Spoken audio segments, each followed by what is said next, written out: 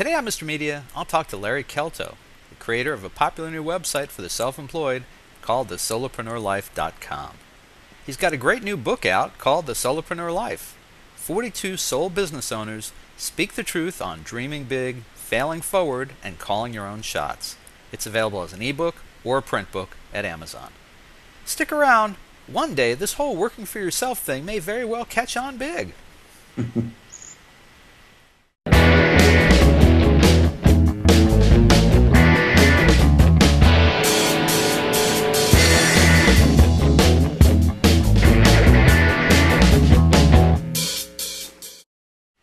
Mr. Media is recorded live before a studio audience of self-employed doctors, lawyers, and accountants, oh my, who don't get what the big deal is about being a solopreneur in the new media capital of the world, St. Petersburg, Florida. Larry Keltto has worked from home for a long time. Being a writer and editor, that's a pretty sweet arrangement. He still gets to eat his own food from the refrigerator, take a break when it suits him, work late when projects demand something extra, and be a more involved dad to his daughters. That's all on the plus side of the ledger. On the downside, working for yourself can be a lonely pursuit. You spend a lot of time alone in your own head, probably thinking through the challenges of the day and the economy a bit too much. And when the economy is particularly sucky, some self-employed entrepreneurs will be hit the hardest by it. But my friend Larry, and he has been my friend for about a decade now, is always a positive man. It's part of his Minnesota charm and a leading reason for his success. It also led him to believe that there might be a business plan in connecting the very people whose choice of vocation tends to isolate and separate them from the herd. Larry started his website, thesolopreneurlife.com, believing that if the world's self-employed entrepreneurs came together to share their victories and woes, their challenges and innovations, the result would eventually uplift them all. He's also collected many of their stories in an inspiring new ebook and physical book, The Solopreneur Life. 42 sole business owners speak the truth on dreaming big, failing forward, and calling your own shots. Now, regular Mr. Media viewers and listeners will recognize at least one of the 42. It's me, your pal, Mr. Media. Larry Keltto, welcome to Mr. Media. Thanks, Bob. You know, you've got the best intros in all of media, and I've been looking forward to seeing what you came up with for me. I love it. Well, I will tell people now. The fact is that Larry actually writes all my intros, and now he's coming forward to take credit for all of it. So nice job, my friend. So, Larry, what does a guy from Minnesota know about being a self-employed entrepreneur that the rest of us don't? Probably nothing. It's funny. I don't. In my website, everything I do, all I claim to have is experience from doing this since 1993. And, all I can relate and share are things that have worked and not worked for me or clients. People have to just take it from there. I don't know what that means in terms of expertise. You're a modest guy. I mean, I can tell people what I know of you from having known you and worked with you for several years. You're a thoughtful guy. You're well organized. You think a few steps ahead, and you don't overreact to stuff. And I think those are very good traits for someone who's going to work for himself. Personally, I mean, I think that's been something that's worked in your favor over the years. Yeah, I think I definitely have a real independent streak, and I think that's something you brought up in the book in your answer to why did you start your own business. Just kind of a pretty fierce independent streak and confidence that that I can do a good job and frankly I'm not sure I take instruction very well or criticism. I think that's definitely a trait of the solopreneur that's common.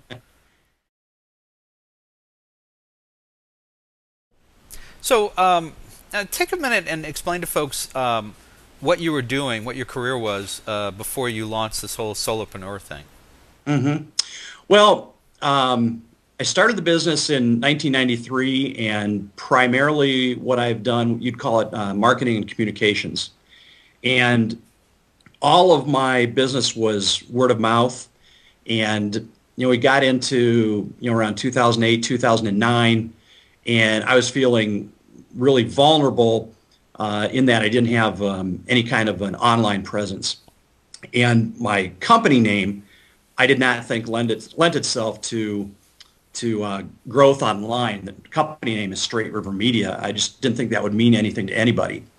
So, I had this idea that I wanted to help people who are self-employed, especially those who are aspiring and new. And that's how the whole thinking, coming up with a name and the website came about. I remember hearing or seeing the word solopreneur for the first time. It was pretty amazing because my reaction was, yeah, that's what I've been doing for the last 17 years, and here's a word for it. And right about that same time, I read an article, February of 2010, the Wall Street Journal had a story that declared that we are in the age of the solo worker. And they estimated that 23% of people in the workforce are independent, either as freelancers, contractors, free agents, micropreneurs. So, I mean, clearly we've got a large market. And I think maybe one of the biggest things was you and I were both seeing this, Bob, in publishing, that jobs were just melting away. And both of us knew a lot of people who were being thrown into a situation that they were really unfamiliar with. Well, I know the thing I've said to a lot of friends in journalism as they've been losing their jobs, print, newspaper and magazine jobs, and even electronic jobs have been going away through consolidation and that type of thing. I mean, but the skills are the skills. It's just a question of opening your mind to, and I think this is part of what I answered in the book too. It's a point of opening your mind to the fact that your skills, they may have served you well, for journalism, for example, for a while, but you've still got skills. The traditional journalism may have gone away, but there are lots of things you can do with that, and you're a great example of that. Yeah, I mean, it's just the form, the form of the media. And yeah, you're absolutely right. There really are no fundamental changes in what we do, the core of what we do, if you're a writer or in marketing. So you don't buy the notion that self-employed people want to be left alone? Some do. People come into it for so many different reasons. Some are thrown into it because of economic conditions. Some, they're making some sort of a craft, and all of a sudden their friends love it, and friends of friends love it, and before they know it, they've got a business. Others are really methodical about it and have been planning for many years. Others just do it because they hate living in a cubicle. So, I mean, the variety of motivations is pretty extraordinary, and the personalities too. You've got some people who might be artists or writers, and they don't want much interaction. So it really runs a gamut. Do these people, are they self-loathing? Are they are they antisocial folks? Or are they just people who, just chose it, excuse me, a different path?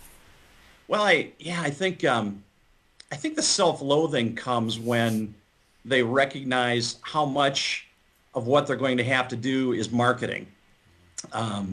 For most people, this is a tremendous shock that 75, 80% of their time, at least in the early days, are going to be spent on marketing, have to be spent on marketing.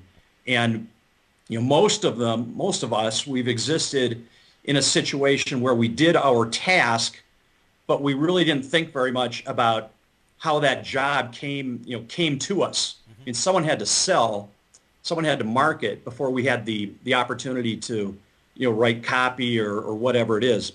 So the marketing piece is a huge challenge. So it's tough for people to realize that we are the product.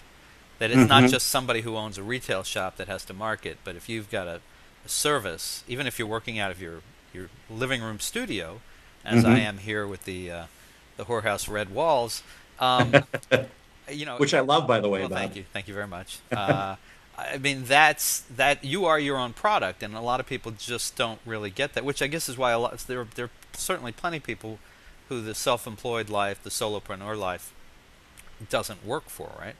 Yeah, I would say it's going to be difficult, or it's more difficult for people who crave privacy and are uncomfortable with the transparency that comes with everything that goes on, online. I think that's something you have to get past that, because you are your brand for the most part. My own brother is a disc jockey up in New Jersey, party disc jockey, and he does nightclubs and stuff. And he has a problem with that. I mean, he's been self-employed, had this business for 20 years now. He's very good at it. But as the marketing of the business has switched from yellow page ads to online, right? Right. He struggles with that because he worries a lot about his identity online, and Yeah. he doesn't advertise his address because he works from home in a sense. Okay. He doesn't have an office or a retail store. So hmm I mean, he's very concerned about that. So how does someone deal with that? Do you have any thoughts on that? Well, I think the best thing to do, I mean, for one thing, I think you have to accept it, but you also can set up ways to monitor what's happening, how you're being mentioned, how you're being talked about. And I think that's just critical. And I've gotten to the point where the monitoring that I do, I check that at least once a day, especially with a product coming out, because you have to know what the conversation is.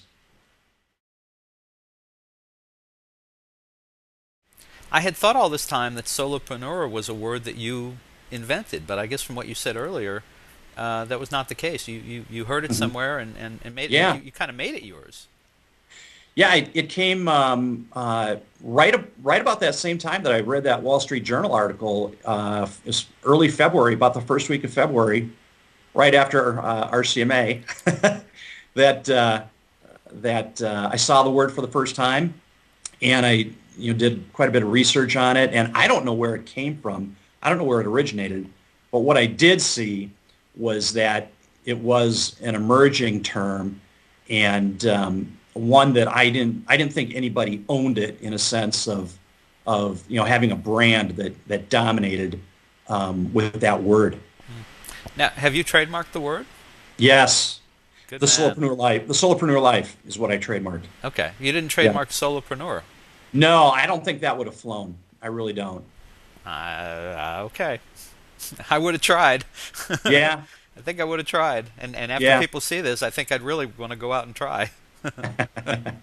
Um, Good point. how has the it I mean, it began as a website. The website obviously came before the book. How has the Right. website evolved since you started it, and how has it taken on a little bit of life of its own?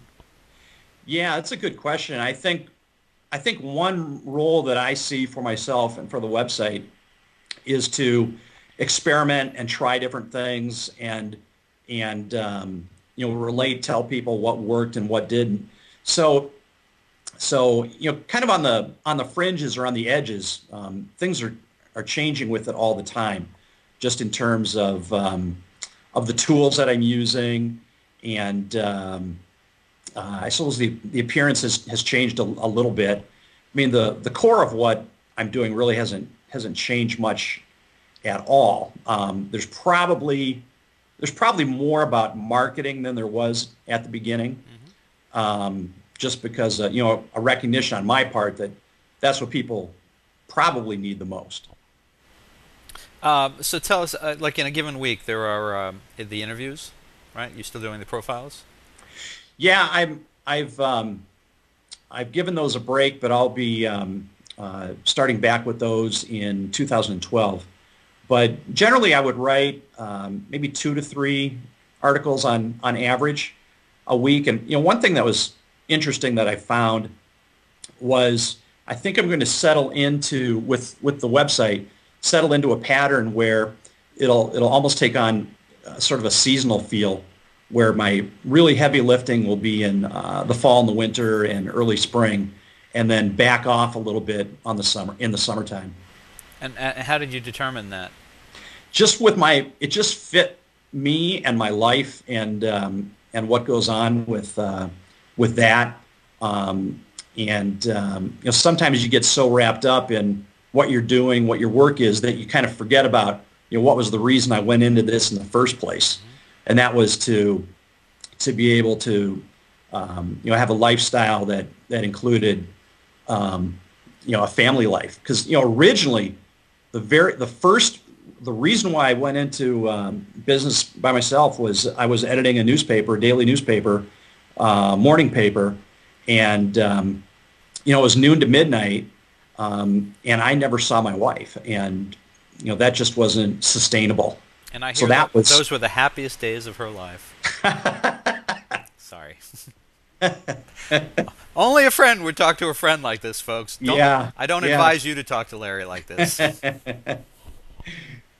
So that was the original motivation, and so the funny thing is, you think you're so important and people hang on everything that you write, but my traffic didn't change at all. And if anything, it went up in the summer when I wasn't writing as frequently. Thank you, fans and listeners. Yeah, yes, great. Very, very humbling. Great. And so let's talk about this. So down along the bottom here, right under Larry's chin, is the solopreneurlife.com. You can go to the site. So give people an idea of what kind of things they can find on the site. What will they find useful there?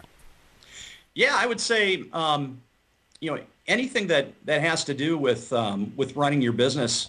There are quite a few reviews on there of different products, articles about trademarking. There's one up there right now that went up today about trademarking and law.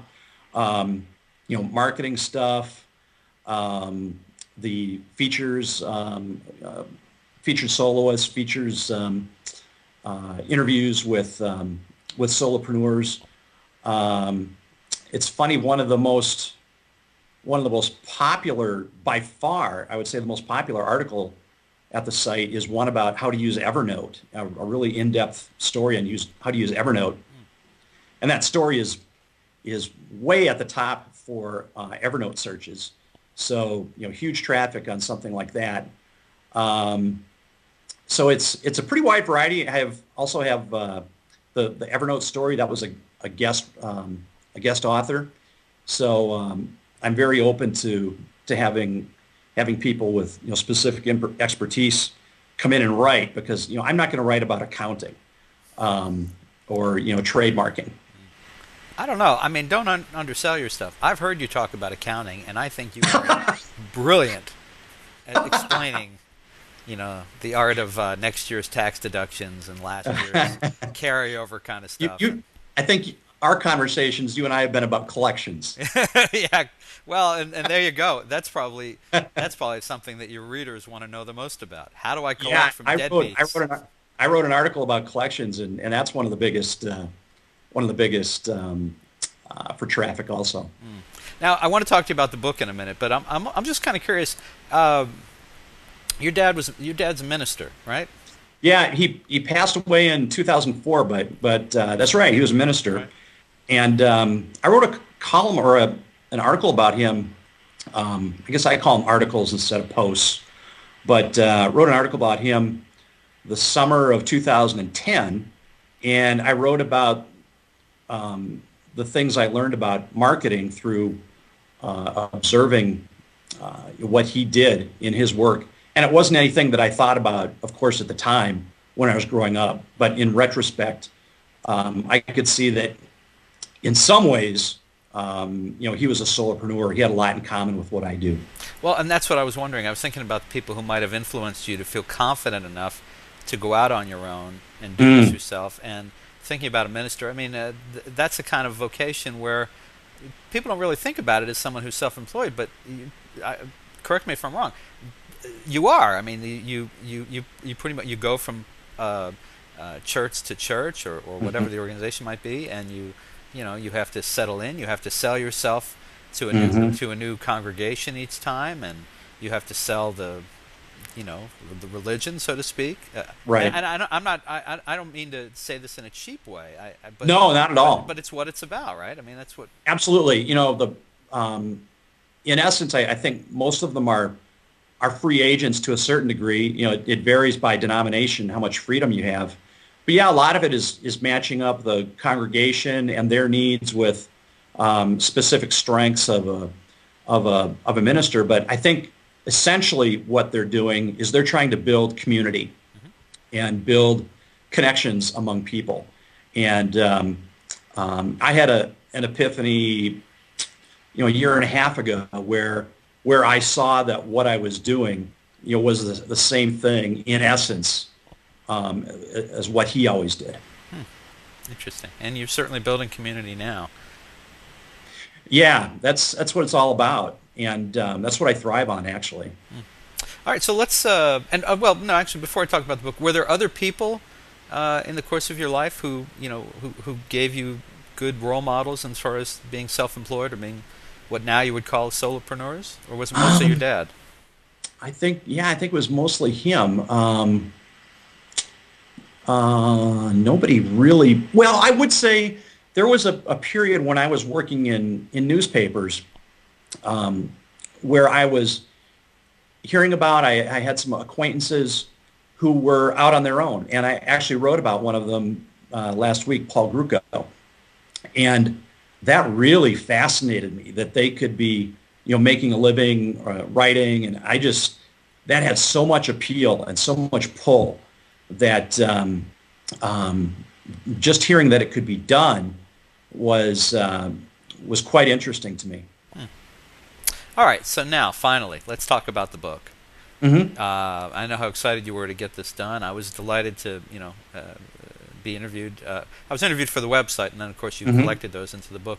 Um, Right. Tell me about some of the other people. You've 42 in there. I'm one. Yeah. So tell us a little about some of the other 41.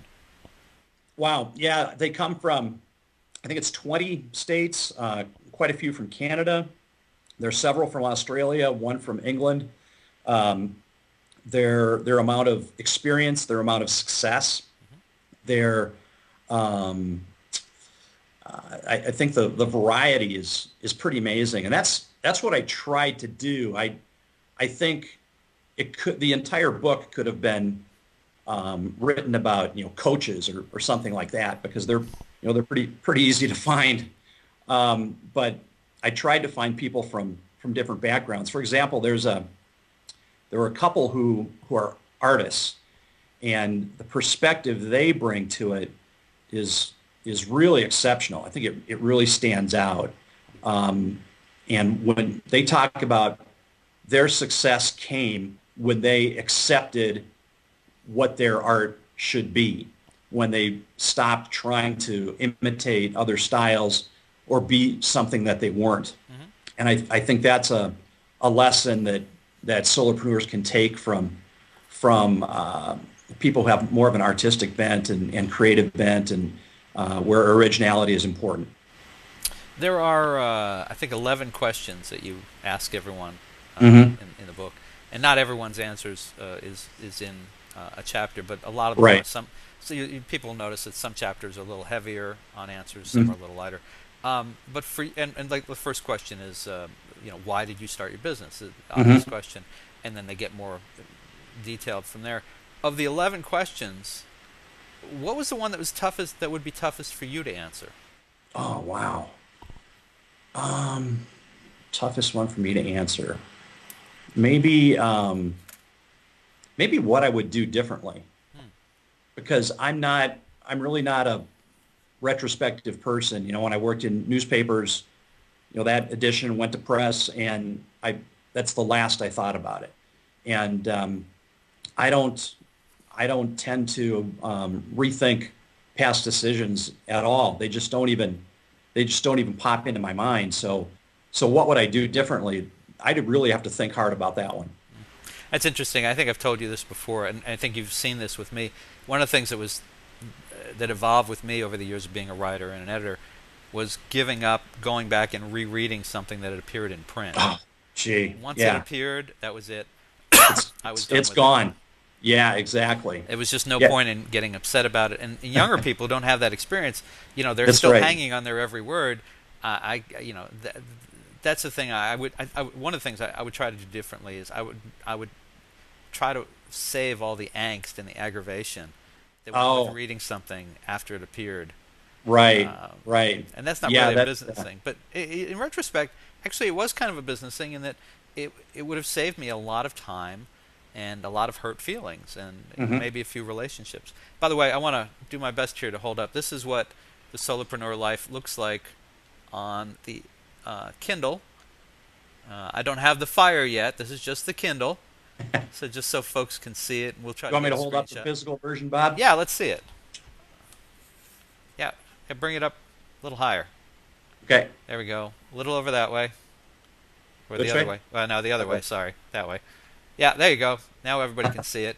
Perfect. And we'll by the time this appears, we'll have shown it. We'll have shown some slides of it. But Okay. I didn't actually have the physical copy. I only had the e-copy. Um, I was curious.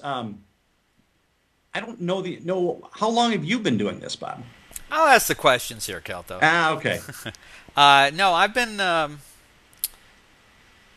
I graduated college. Now, don't everybody just kind of pretend you don't hear this date. But I mean, I graduated college in '82, and I had already been freelancing since I was 13. Oh my goodness. I've had two full-time jobs in my life. One lasted 6 months. One lasted 9 months. And Wow. and out of the last year and a half of college and the first year or two being on my own, I was a substitute rural mail carrier. Oh my And gosh. other than that, Did you drive was your wheel on the right side? yeah, well, I guess it's been. I guess the statute of limitations is up. You drove as a rural carrier. You drove your own car, and Okay. and so yeah, there were times where I drove the opposite direction because it was easier to put the mail in the box from the driver's Right. side rather than to reach all the way across. But yeah, so but I mean, I only mention that because those are really the only jobs I've had where I've been on someone's payroll. Yeah, I mean, you've really got it in your bones, and I think in our generation, um, you would have been, somewhat unique, original, or unusual, and I would be too. But it's funny what I'm observing, and I'm not sure if this is true or not, but it seems to me that Generation Y is really hardwired for entrepreneurship because I don't think they have any expectations of working for a company for any period of time. They've probably seen their parents or friends, other family members, get laid off, and I don't think their sense they don't have any expectation in that way. And I think the tools that they've been using since since they could talk give them an independence that we never really thought about very much. I was invited to speak at the University of South Florida about a month or two ago.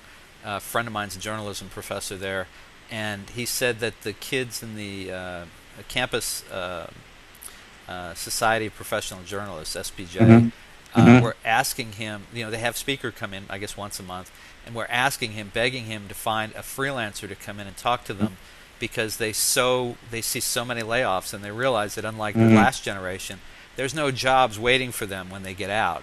So suddenly, something like what we do, which might have been disreputable a few years ago, they look at it and go, oh my God, I'd never do that.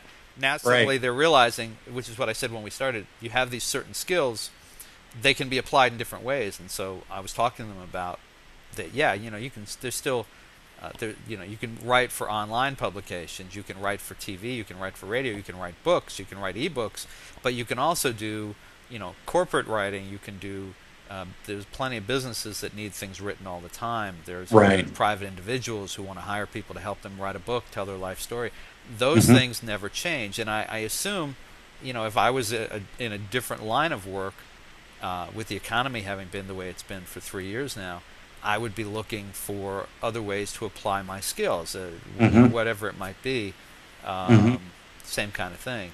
But yeah, I've just, the irony is, Larry, I haven't mentioned this to you off the show, but I actually interviewed about 3 or 4 weeks ago and did a tryout for something that would be a full-time job, and it was Okay. just something that just landed in my lap. It spoke to me so well. I won't know for a while. I'm not jumping up and down because it would be such a change of pace, but it Mm-hmm. seemed to fit very well. So ironically, here Wow. I am talking to you about this, but for the first time in, let's see, the last full-time job I had was the year I got married. It was '88, Mm-hmm. so it's been a while. So now that I've said Wow, that. that would be really interesting to if you did that to chronicle the progress, because that's one thing that I really haven't done at the website, and it's something that I would like to do, and that is when do you give up? I mean, when do you say I'm not suited for this? Um, maybe I don't have the skills or the temperament, or I'm just not don't have enough expertise in my field. When do you punt? When do you go to something else, and why? And that's not something I've explored, but it's something that I've begun to think about a little bit, because you're now hearing stories of people who have gone into this sort of lifestyle and are leaving it. Oh, it's not for everyone. I mean, we have to be straight about that. It's not Right. for everyone. So you're probably right to think about having a section for people who are finding that it's not working for them, and to be Right. realistic. You know. Well, and that's, it's I think one of the main reasons I did this book, or put it into, to a book form, and was that every day I just see so much garbage out there that is being sold, or attempting to sell to solopreneurs, and all the false promises, and 6 figures in 6 months, and people who have the word system and millionaire in their Twitter bio. Man, it is a minefield, I think, Well, for solopreneurs. people are desperate for something that will fix their lives at this point. Things have been so That's bad for right. so many people for so long. That's right. So I mean, they're being preyed upon to a certain extent. Um, Last question, I guess. Pretty much the last thing. Being self-employed. Speaking of the pitfalls, it can be difficult for a marriage. Do you Mm-hmm. guys work through that? Is this a comfortable fit for your wife, or does she worry from time to time? Gee, Larry, you're going to bring in enough to keep bread on the table, or what? Yeah, I don't. I think it's something she's always really liked. That because she values the flexibility a lot, and the amount of time that can be spent with the family. So she's never had any kind of problem with it. There was a period of time where we were both business owners, and I think I was more nervous about that than she ever was. But she's not in that situation anymore, so that's not really a concern. But it's funny, her grandparents started a business in the early 1950s, and it was a cleaning business, and they were incredibly successful with it. And so she, growing up, saw a model for that kind of life. So it didn't scare her at all. You're a lucky man. Well, Yeah, I think you're right. yeah. Well, folks, listen. You can find Larry Kelto's book. You can order it as a physical book on Amazon.com, or the ebook. It's the Solopreneur Life. 42 soul business owners speak the truth on dreaming big, failing forward, and calling your own shots. And is it in all ebook places? The easiest way to find it would be at Amazon. Just search either Keltto, Keltto, or Solopreneur, and the Kindle version and the print version are going to pop right up. Other than that, you can go to the solopreneurlife.com/the book, and there are a couple other ways you can buy it in the EPUB format. Okay, and just so folks know, if you find this on MrMedia.com, you're probably seeing the ad for it right there on the page, so you can always get it at a great price right now at MrMedia.com. Okay, so the Solopreneurlife.com. Are you on Twitter and Facebook as well? Yeah, it's both Larry_Keltto at Twitter, and let's see, the Solopreneur Life at Facebook. Very good. Well, Larry, I consider you a very good friend, a very long-time friend. We always have a good time. Sushi's on you next time. Yeah. Thank you so much for joining us on Mr. Media today, and continued good luck. It was a pleasure. Thanks, Bob. All right, good to see you, Larry. Bye-bye.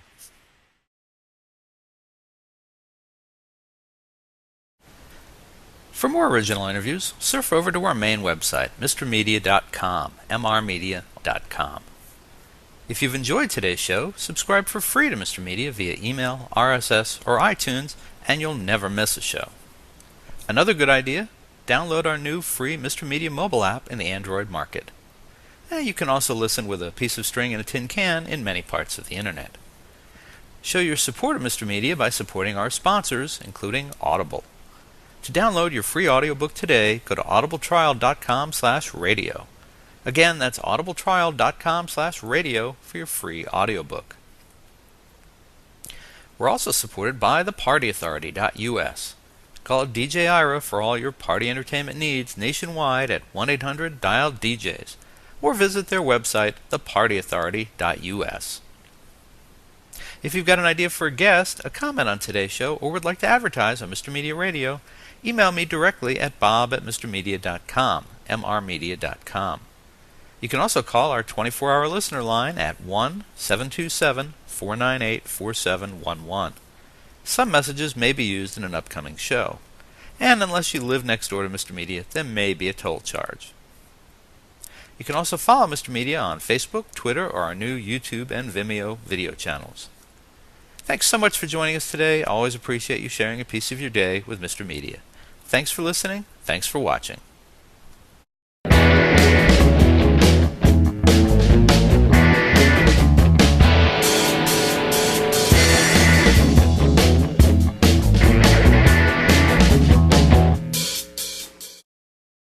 Hi, this is Guy Kawasaki. You're listening to Mr. Media, you poor slob. Hey folks, you can hear Mr. Media while on the go now with Stitcher Smart Radio. Stitcher is a free news and talk mobile app available for your smartphone, whether you use an iPhone, iPod Touch, Android, BlackBerry Curve, or Palm Pre. And when you download Stitcher to hear Mr. Media today, you have a chance to win some real money. Downloading is quick and easy. Just find Stitcher in your smartphone's app store. Download it, it's free, takes seconds. Then, during registration, hit the promo code box and enter Mr. Media, that's MR Media, to get automatically entered to win $100. The latest episode of Mr. Media will be waiting for you in Stitcher's favorites right on your phone. You'll get access to lots of other amazing shows too, always available to you on demand, no syncing. Some of my favorites include WTF with Mark Maron, Plus One Per Diem with Kevin Smith, and The Nerdist with Chris Hardwick. It's all free and all instant to you on Stitcher Smart Radio. And don't forget to win the money. Enter promo code Mr. Media, MR Media, when you register. And thanks for listening.